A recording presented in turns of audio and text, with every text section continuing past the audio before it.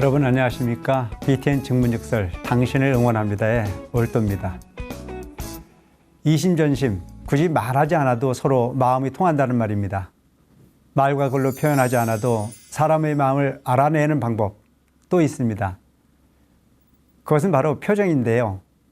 웃는 얼굴, 화난 얼굴, 찡그린 얼굴, 또 당황한 얼굴 등 수백 가지 표정은 지금 이 순간 우리들 마음 상태를 잘 드러냅니다. 아무것도 모를 것 같은 젖먹이 아이들도 행복한 얼굴, 또 화난 얼굴 바로바로 읽어낼 수 있다고 합니다.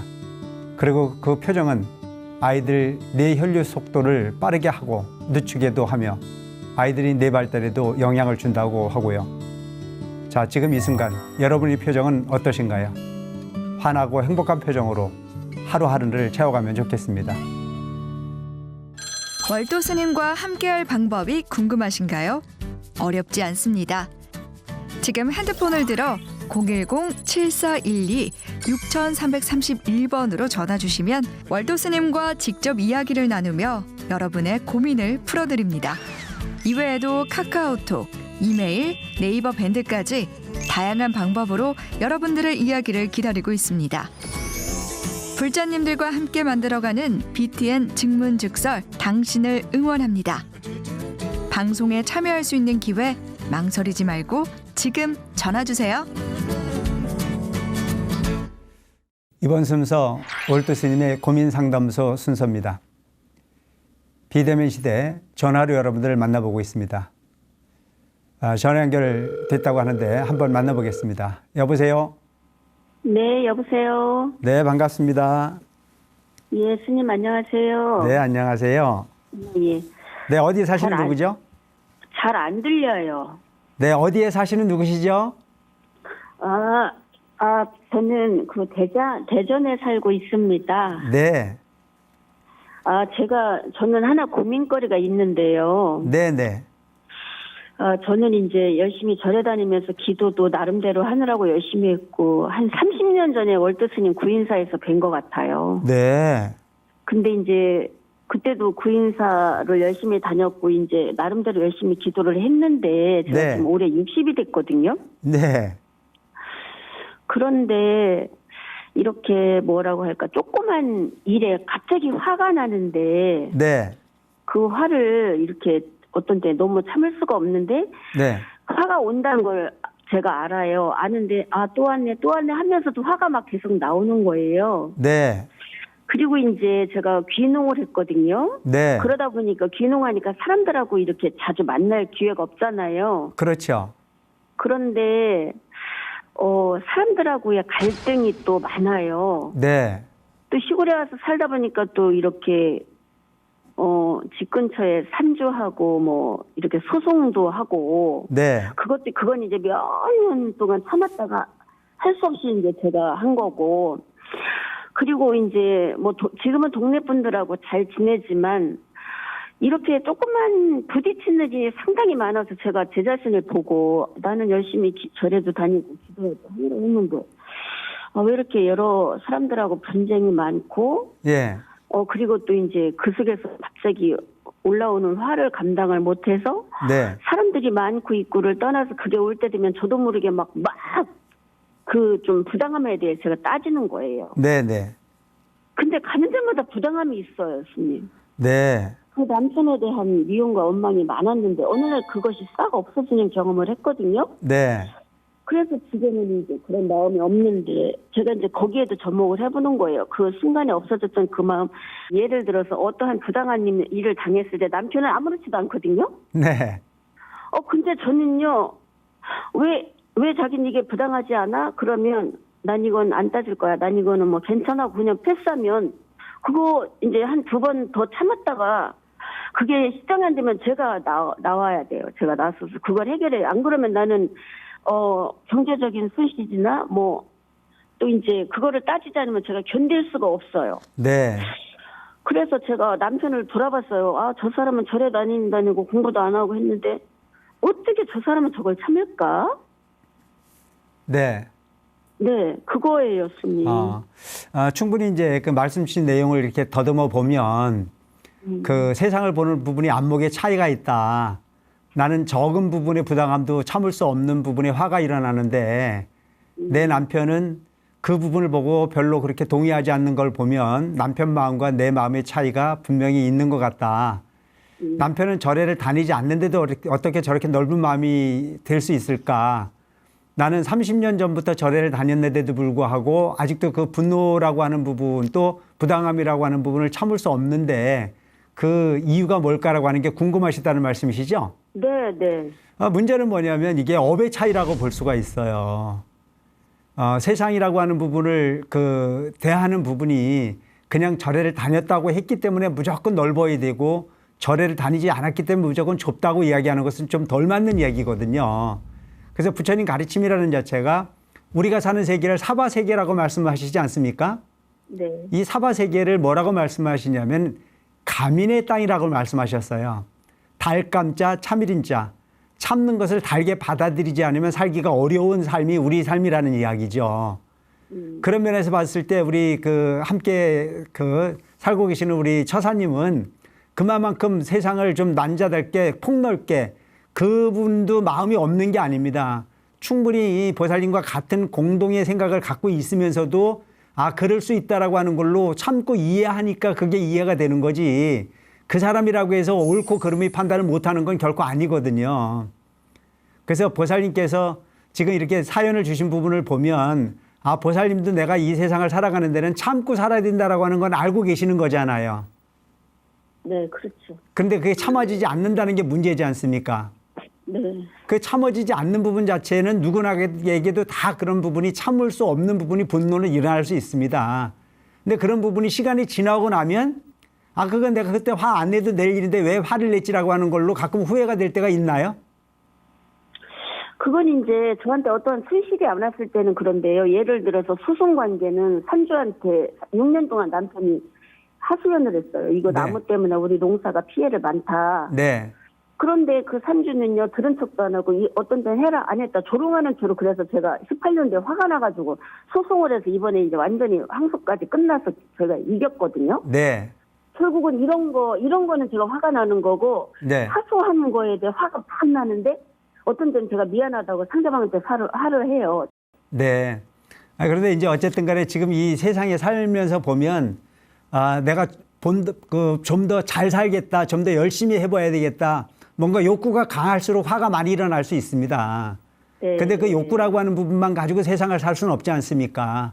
그렇죠. 조금은 여유롭게, 조금 손해도 보고, 조금은 돌아갈 수 있는 부분이 환경을 통해 살되, 내가 일어나는 화를 조절하지 못하면 나만 손해지 않습니까? 그렇기 때문에 되도록이면은 화가 일어났을 때 그걸 잘 돌리지 않으면 내 건강도 잃어버리고 주변도 잃어버릴 수 있는 확률이 있거든요. 네. 그래서 되도록이면 우리가 부처님 믿고 수행한다는 얘기는 그만큼 세상을 근시한 쪽으로 보지 않고 멀리 본다는 이야기거든요. 그래서 네. 지금 현재 보는 손해가 영원한 손해가 아니고 멀리 보면 그것이 이익으로 돌아올 수도 있는 거거든요. 그래서 지금 소송 문제라든가 이런 부분은 보살님이 잘하셨다고 생각을 하는데, 그렇다고 해서 사사건건 옳고 그름을 너무 강하게 따지고 가다 보면 많이 아는 사람일수록 괴로움이 큰 겁니다. 네. 그래서 식자우한이라는 말이 있거든요. 네. 아는 게 많으면 따질 일이 많고, 따질 일이 많으면 화날 일이 많고, 화날 일이 많은 사람은 그게 지옥입니까 극락입니까?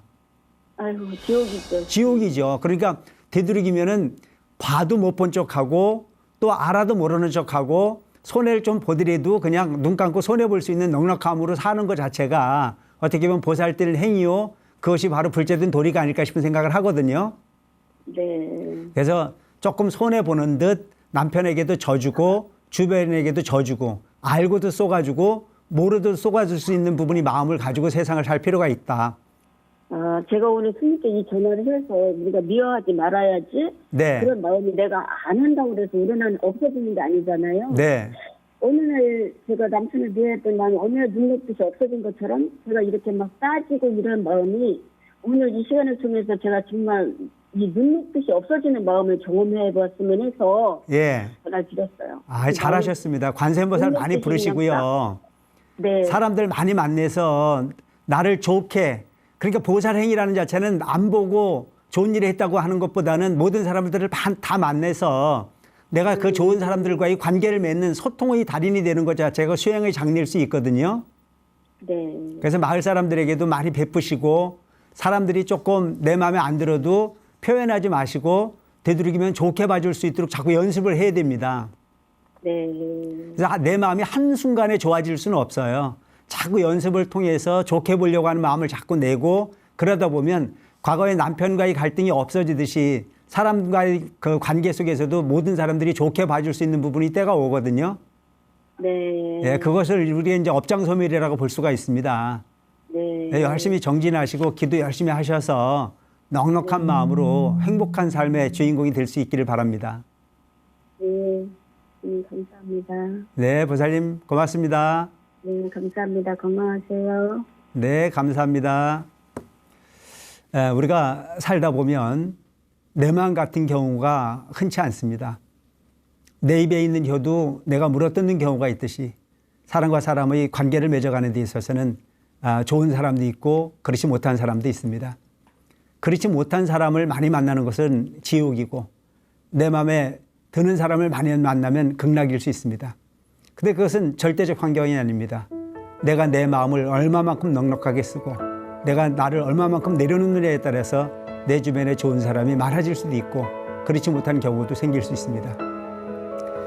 이 세상의 모든 것은 다 내 마음대로 되더라도 결코 세상의 모든 이치가 내 마음에 딱 떨어지는 경우는 존재하지 않습니다.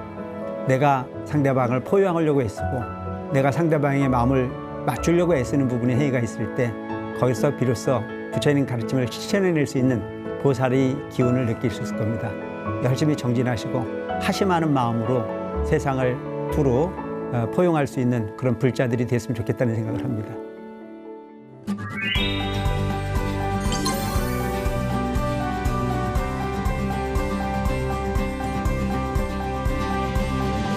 올토스님이 고민상담소 어떤 이야기도 좋습니다. 평소 답답한 마음 이 시간 털어놓으시기 바랍니다. 연락처 남겨주시면 저희 스태프진이 연락을 드려서 여러분들의 사연을 미리 들어보도록 하겠습니다. 전화 연결됐다고 하는데 한번 전화 받아보겠습니다. 여보세요? 여보세요? 네, 반갑습니다. 예, 안녕하십니까? 예. 네, 어디 사시는 누구시죠? 예, 부산 초량에 사는 박가뿐이랍니다. 네, 박감분 보살님 반갑습니다. 아, 예, 안녕하십니까? 네, 어떤 사연을 전해주셨나요? 예? 어떤 사연을 전해주셨습니까? 아, 예, 저희 집에 조상 제사를 네. 제가 이 가문의 시집어가 56년을 모시서예. 네. 그런데 요즘 젊은 애들이 제사를 그렇게 신경 써서 이 대사롭지 않게 생각을 했어서 저희 네. 집에는 아들이 하나 있거든요. 네. 딸은 둘이 출가를 하고 아들도 결혼을 해가지고 실패를 했어요. 예. 그래 하고 지 혼자 이제 직장을 저래 외지에 나가서 하고 있는데 예. 우리 집에 대주 양반이 연세가 88이거든요. 네. 그래 연세가 맞는데 올 9월 9일날 제사를 떡 모신다고 절을 하고 계신데 이러다가 갑자기 무슨 일을 당하면 이 제사를 어떻게 하겠나 싶어 걱정이 되더라고요.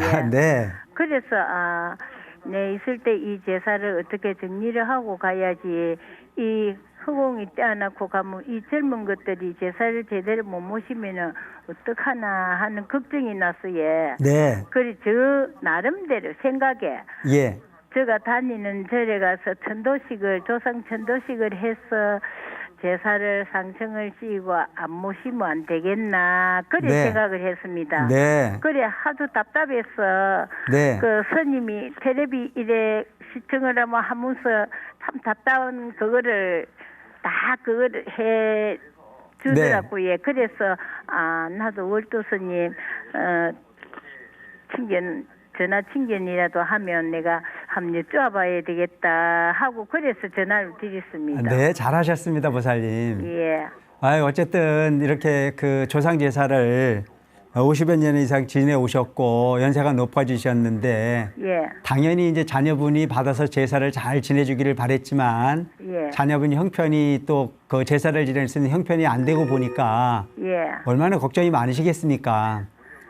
그런데 이제 문제는 뭐냐면 너무 보살님께서 걱정 안 하셔도 좋을 것 같다는 생각이 들어요. 그래, 예. 열심히 기도하시고 일단 그 조상님들이 제사를 걱정하기보다는 아드님이 빨리 좀 가정적으로 안정이 되어져서 예. 새로운 가정을 꾸미고 예. 또 정상적 삶이 이루어지고 나면 예. 그것은 아드님 몫이지 우리 어머니 몫이 아니거든요. 예. 그래서 지금 하고 계실 때 최선을 다하는 걸로 만족하시고 자녀분들이 세대에 가서는 자녀분들이 삶이 여건이 완성이 되지고 그 삶이 갖춰지고 난 이후에 조상 제사도 필요한 거지요. 예. 본 아들이 삶이 편안하지 않는데 조상 제사만을 걱정할 필요는 없지 않습니까?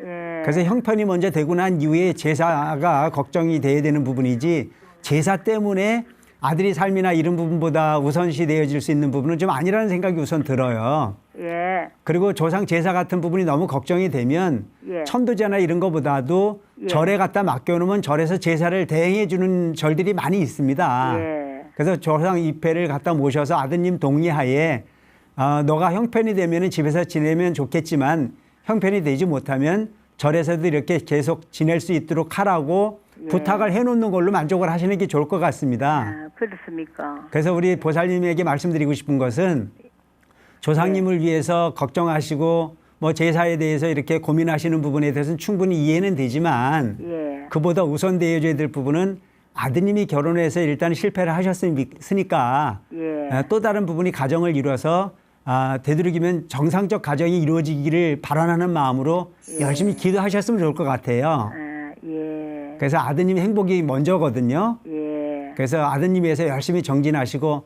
또한 그 조상님 위해서도 너무 고민하지 마시고 형편에 따라서 움직이는 게 제사지 제사를 위해서 모든 부분을 다 포기하는 것은 그건 제대로 된 부분의 그 지혜로움이라 보기가 어렵거든요. 예. 예, 열심히 기도하시고 예. 자녀분들과 더불어서 행복한 가정 이뤄가시기 바랍니다. 아, 예. 감사합니다. 고맙습니다, 보살님. 예, 감사합니다. 감사합니다. 예. 부처님 가르침을 보면 과거신 불가득이요 미래신 불가득이라고 하셨습니다. 오늘날 우리 산 삶을 보면 지나간 거에 많은 후회를 하고 오지 않은 일에 대해서 미리 당겨서 고민하는 경우들도 무척 많습니다. 현실의 삶을 최선을 다해 살다 보면 과거도 미래도 결코 불안하지 않아도 될 겁니다. 오늘 전화 주신 이 박갑순 보살님 보면 조상을 위해서 내가 크나큰 죄를 짓는 게 아닐까 싶은 생각에 많은 고민을 하시는 것 같은데요. 최선을 다하는 것으로서 만족해야 될 일이지 아들의 몫이나 그 이후의 몫까지 소급해서 고민할 일은 결코 아니라는 생각이 듭니다. 무쪼록 지혜로움으로써 부처님 열심히 믿으시고 부처님 가르침을 실천하셔서 현실 가정에 만족을 얻어낼 수 있는 부분이 가정을 이루시고 그리고 미래 조상을 위해서 마음을 낼 수 있는 그런 여유로움을 가져보셨으면 좋겠다는 생각이 듭니다.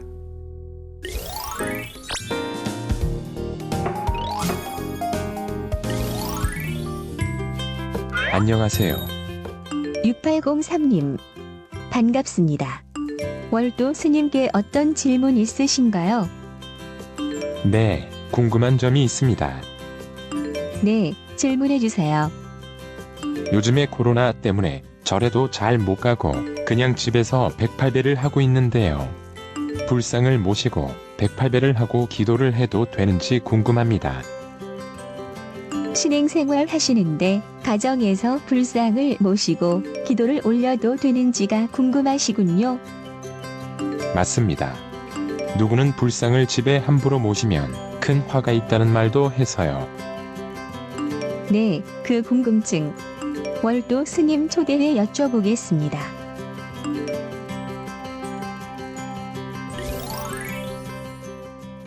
네, 이런 경우들을 많은 불자들이 고민하는 경우가 많습니다. 또 어떤 경우를 보면 여행을 가거나 그 관광지 같은 데서 불상을 사다가 모셔놓고 나름대로 뭐 기도도 하고 이렇게 하시다가 어느 때가 되면 불안감을 느껴서 절 마당에 갖다 놓고 가거나 절 우물가에 놓고 가시는 분들도 많이 생기는 것을 봅니다. 무엇보다 중요한 부분은 108배. 참 요즘 그 현대인들에게 꼭 필요한 장르의 수행법이 아닐까 싶은 생각을 합니다. 지금 사연 주신 분은 내용이 바로 그 108배를 해서 부처님 가까이에 다가서고 싶은데 그냥 108배를 하는 것보다는 불상을 모셔서 하는 게 어떻겠는지라고 하는 게 궁금하고, 또 많은 사람들은 불상을 모시는 게 옳다, 불상을 모시면 안 된다, 뭐 이런 설왕설래의 내용들이 많이 오가는 것이 현실적 우리 불자들의 어떤 그런 고민이라고 볼 수가 있습니다. 무엇보다 먼저 우리가 한번 좀 생각하고 넘어갈 부분 중에 하나가 뭐냐면, 불상은 그야말로 법답게 모셔야 불상의 가치가 있는 것이지, 불상의 모습을 갖다 놓고 그냥 마구제비로 절을 하거나 마구제비로 향을 꽂거나 했을 때는 결코 모시지 않는 것만 못한 결과를 만드는 경우가 많이 있습니다. 그래서 되도록이면 각 가정에서는 개인 불상을 모셔서 참배를 하거나 법답게 모실 수 있는 환경이 아니라면 차라리 모시지 않고 깨끗한 환경을 통해서 108배를 마음속으로 부처님을 그려서 108배를 해도 별 무리가 없을 거라는 쪽에 생각을 합니다. 많은 분들이 보면 예부를 하거나 애경을 할 때는 반드시 그 스님들을 모셔서 저만을 해야 되고, 저만이 되어진 부처님은 그야말로 애경의 대상으로서의 가치를 지닐 수 있지만, 저만을 하지 않는 불상은 그야말로 불상의 가치를 지녀가기가 어렵다는 사실을 우리가 인식할 필요가 있다는 생각을 합니다. 사연 주신 분, 어쨌든 108배 수행은 어느 곳에서나 가능합니다. 사사불공이면 처처불생이라는 말이 있습니다. 내가 가는 곳마다 부처님을 떠올리고 부처님 마음을 내고 부처님처럼 행동하려고 노력하다 보면 반드시 그곳에 부처님 가피가 함께하는 것은 당연한 일일 겁니다. 모습으로서 부처님을 대하거나 소리로서 부처님을 대하려고 하는 것보다는 마음으로 대하는 어떤 그런 수행법이 진정한 불자의 도리가 아닐까 싶은 생각을 합니다. 어줍잖이 불상을 모시는 것보다는 깨끗하고 쾌적한 공간에서 마음으로서 최선을 다하고 또한 헌신적 부분의 108회를 통해서 수행을 한다면 그것 자체로 편안한 어떤 그 수행의 주인공이 되지 않을까 싶은 생각을 합니다. 모쪼록 엉뚱한 부분이 방향, 또 기복적 부분이 어떤 그런 그 소위 모습이 아닌 진정한 마음을 다할 수 있는 신행의 그 주인공이 됐으면 하는 바람을 가져봅니다.